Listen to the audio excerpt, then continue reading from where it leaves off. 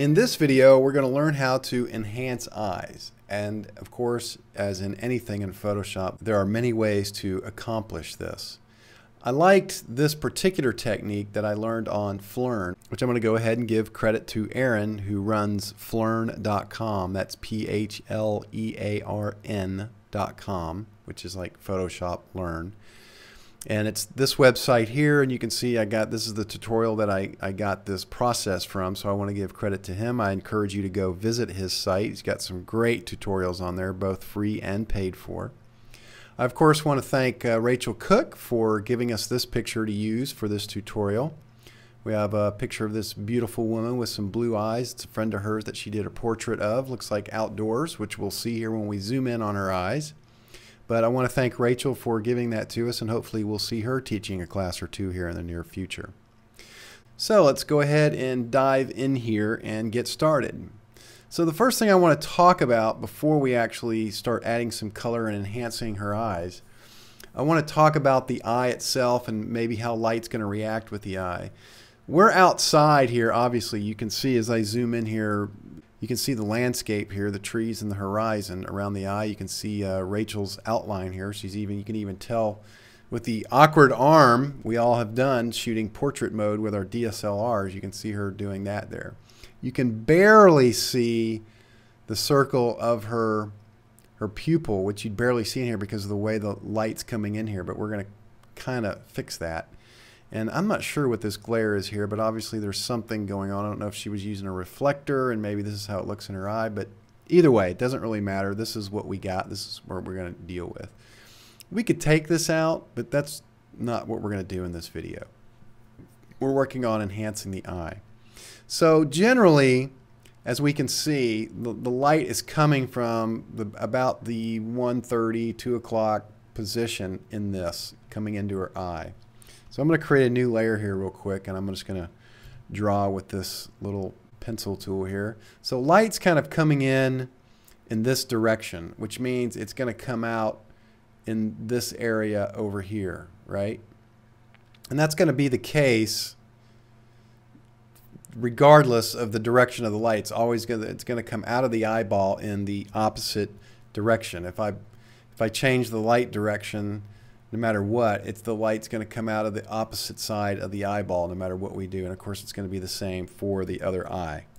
So that's why I'm getting ready to do what I'm getting ready to do, only in a certain area of the eye, just so you know. So that's how the eyeball acts with light. This would be more prevalent in a studio or something, but that's generally what's going to happen, unless the light, of course, is straight onto the face. Then all bets are off. So anyways, let's go with a new layer, and I'm going to hit Command-Shift-N for a new layer, and we're going to call this Color Yellow. One more thing about the eyes. She's got solid blue eyes. A lot of eyes you'll see will have some extra color in here, maybe even have 2 or 3 colors before it actually gets to the brown or the hazel or the blue eyes or green eyes that someone might have.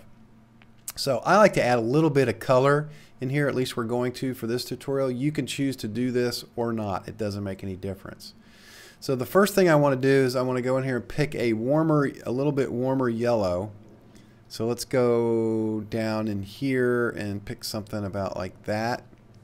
And I'm going to make my brush size really small, about that size. And remember, we want to draw in this kind of quadrant in here, this kind of 7 o'clock to, this is 9 o'clock right here.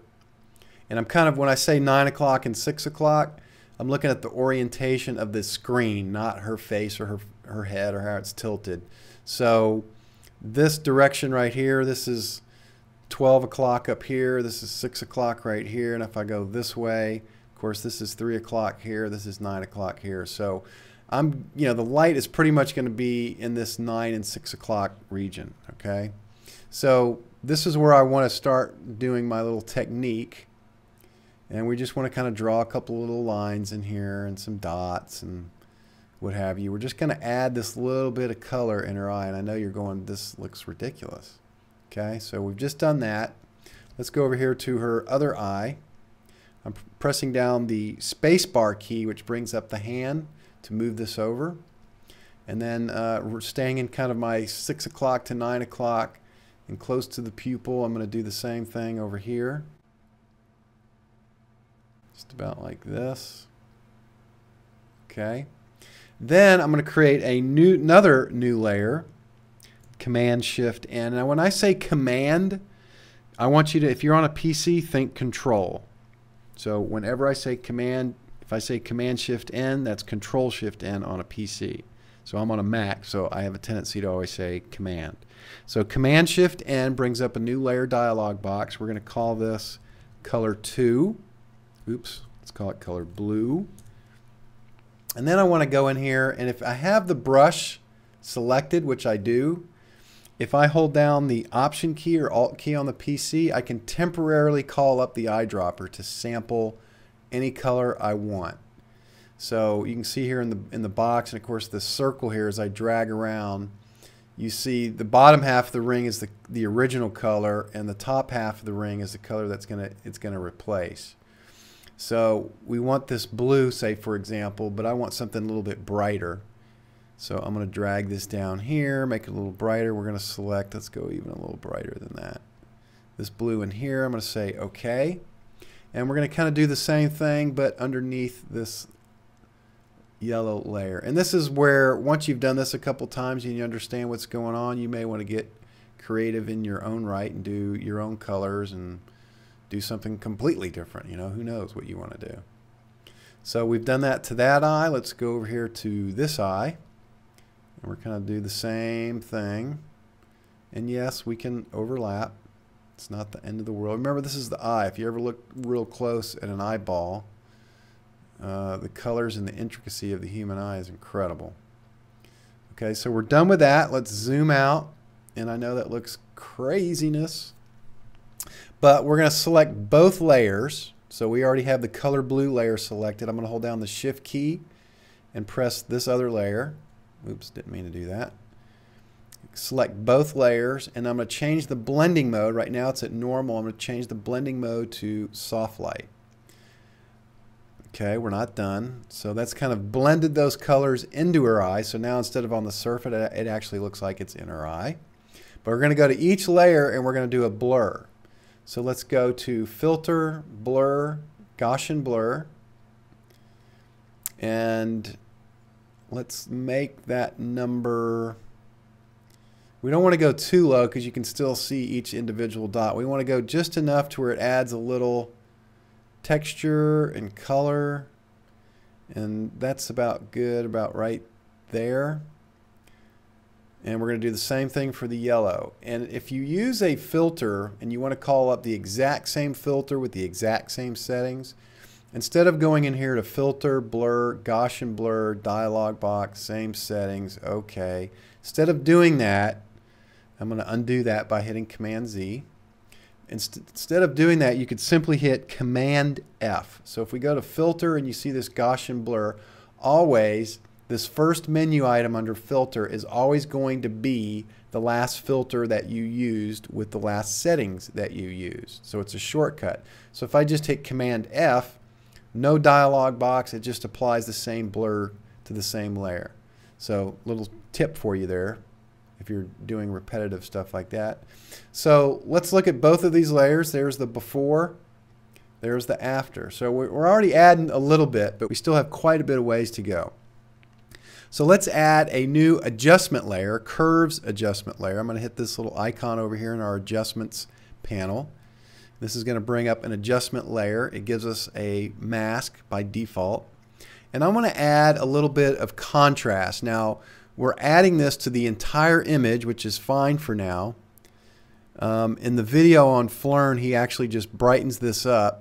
I liked adding a little bit of contrast, and when I add contrast with the curves, if you just give the curve an S shape, you give it the classic, that will add contrast to your image. Now this is way more than you would use on her face and everything, but for her eye, I'm just looking at her eye. Let's just, you know, not too much, maybe about like that.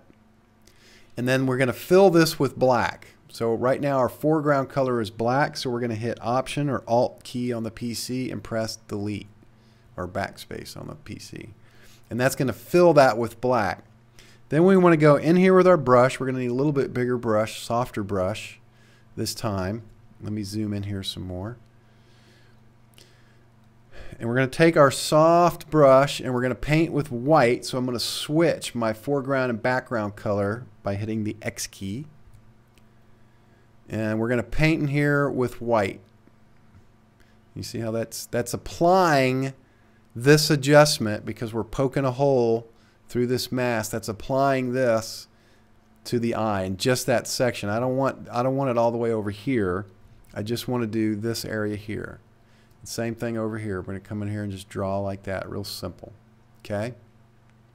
Now I want to take the edge around her eye, that dark, and make it a little bit darker. So I'm going to add yet another curves adjustment layer, and I'm going to make this a little bit darker.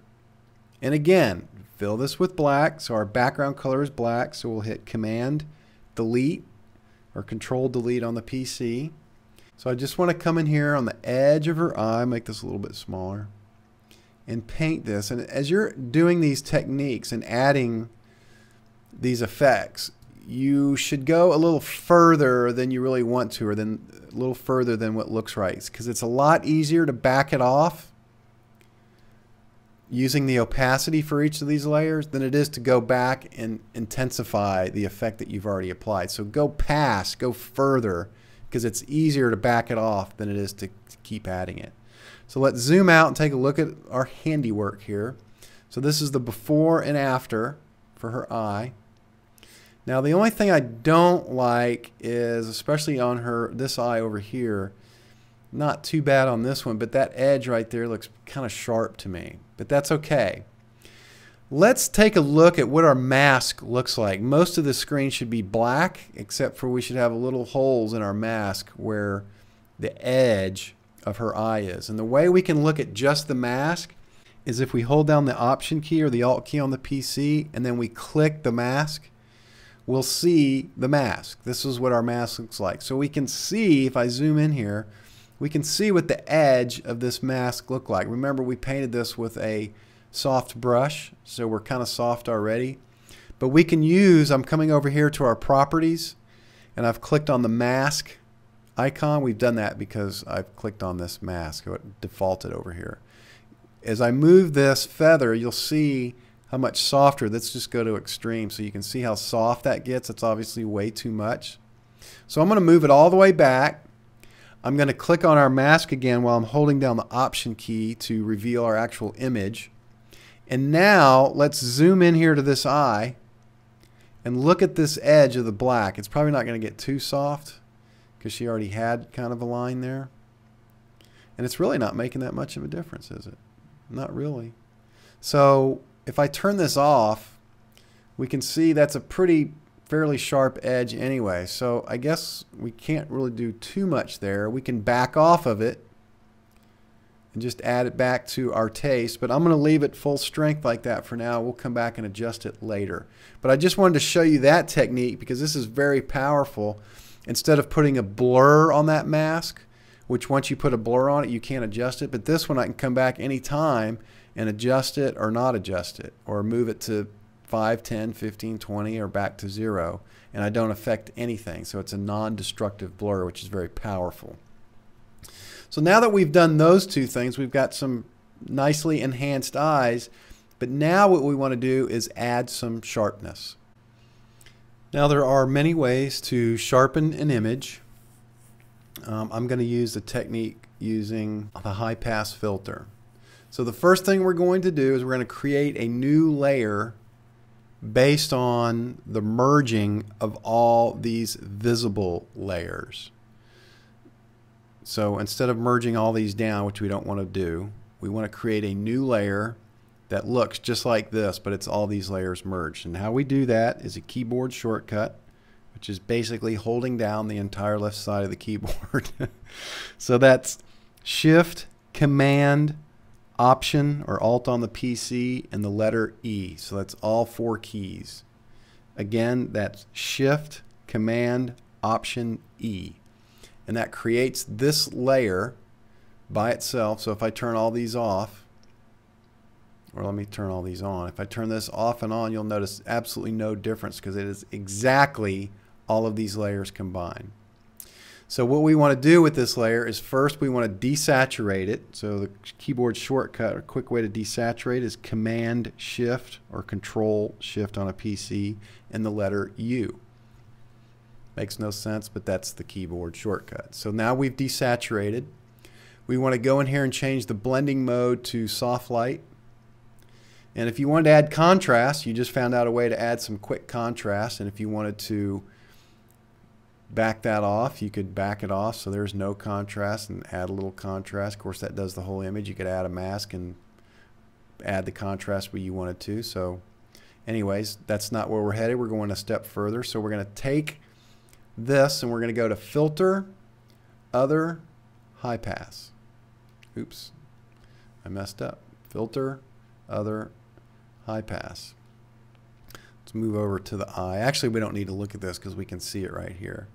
So as you can see, as I change this radius, we're adding sharpness. You can look at this black and white here, and you can see if I go over here, it's just nothing. It's flat. And as I move it over, it's getting sharper, sharper, and sharper. Now I'm just looking at her eye. Because we're going to mask the rest of her out.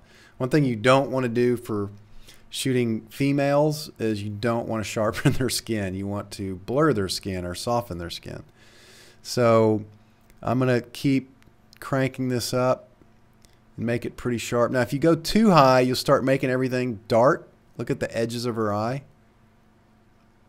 And that's up to you. You might want to do that. Okay. I mean, it looks like we're going to run into it because I want to sharpen it up. I'm just looking in this area here. I want to sharpen this up quite a bit. So I'm going to go about right here. I'm just going to say that that's good. So now that we've done that, we're going to create a mask here. And here's another little tip for you. If I click on the mask, it just fills it with white and makes it clear. I'm going to undo that. If I hold down the Option key or Alt key while I click the mask, it puts a mask on there but fills it with black, which is kind of nice because we don't want the sharpness to show up anywhere except for her eyeballs. So it kind of saves us a step, so we don't have to create the mask, fill it with white, fill it with black. We can just do it in one click. Now we just zoom in here, paint with white with our brush where we want to see this sharpness, and I want to see it right in here. Again, right in here. You see how that got a little sharper as I painted in there? It'll be easier to see when we turn this off and on. That's without sharpness, that's with sharpness. Big difference. All right, so let's back this out. And that's probably too strong. And remember, we said that's okay because it's easier to back off. Now, we can back off of these things very granularly. If we don't like the sharpness, we could use the opacity setting on this layer to choose any level of sharpness that we wanted to. If we don't like the contrast, this was that darkness around her eyes. If we think that's too much, we can adjust that. You know, we may not want it at all and just turn it off or delete it. The color in her eyes, the contrast in her eyes, you can see I go up and down with that. I kind of like that. We can go here to the color blue or to the color yellow and adjust that individually. You can see let me zoom in here a little bit. You can see the yellow in her eyes coming and going as I move this back and forth. And of course, I'm using this is called a scrubby. As you notice, if I put my cursor over the word opacity, I get that little double arrow. And now I can click and drag left and right. And I like that because once I click on it, I can be anywhere on the screen. It doesn't matter. I don't have to be exact. And I can move left and right. That way I can just focus on her eye. I'm looking at her eye and I'm just moving this right and left and I can see where I want it to be. I don't really care what the number is. I care what it looks like. So I'm going to go back to full strength. So I'm just showing you that you can go to these individual layers and make the adjustments until you like it. So the other thing you can do is select all these layers. So I selected the color yellow layer. Then I held down the Shift key and I clicked the top layer to select all of them. Then I'm going to hit Command G or Control G on the PC to group all of these.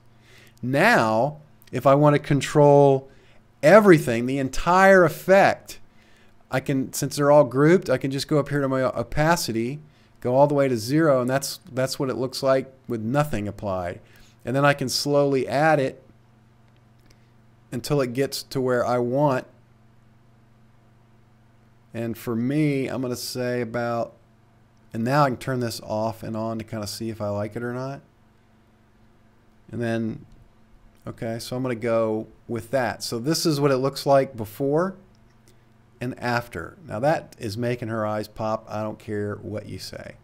Now there's one other thing I mentioned earlier on that I kind of wanted to do, since we couldn't see her pupil and you could see the photographer here, which I'm assuming is Rachel.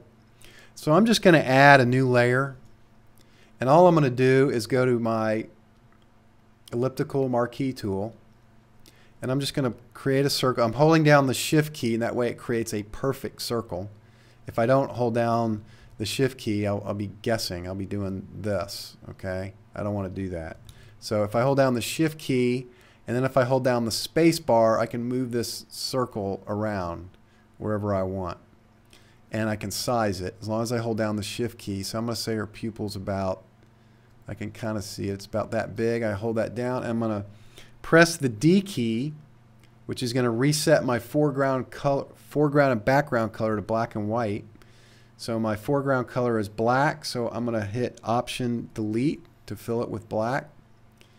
Now, since her shadow, you see how it's over here too? It's going to make her pupil look funky shaped.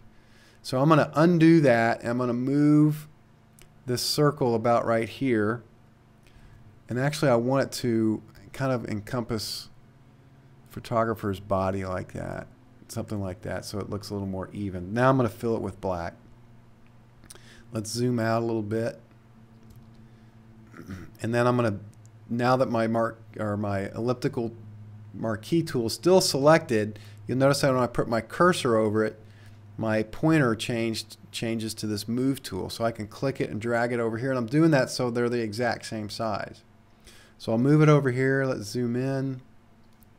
And again, I'm going to kind of position this to where it encompasses her. And I'm going to hit black to fill that with black, and then I'm going to zoom out. Now, her pupils are a little too sharp. So let's zoom in here, and so we can see the edges. And then I'm going to go under here under Filter, Blur, Gaussian Blur. And that's too much. I'm going to try like a 2, a 1.5. I'm going to say that's good right there. Now, that's a little added. If you may want to do that or not, I don't know. That's up to you. I guess you could probably, depending on what size image this is going to be, you could take it or leave it. I don't know. I think it kind of looks almost better without it. But anyways, if you wanted to, if you have an issue with someone's pupil, you can't see it very well, that's how you would add a pupil. Obviously, that's very easy. So, in review, this is our before, and this is our after. In our next video, kind of as a bonus, we're going to go in here and take out some blemishes and soften her skin. I'll tell you a little bit about that in the next video.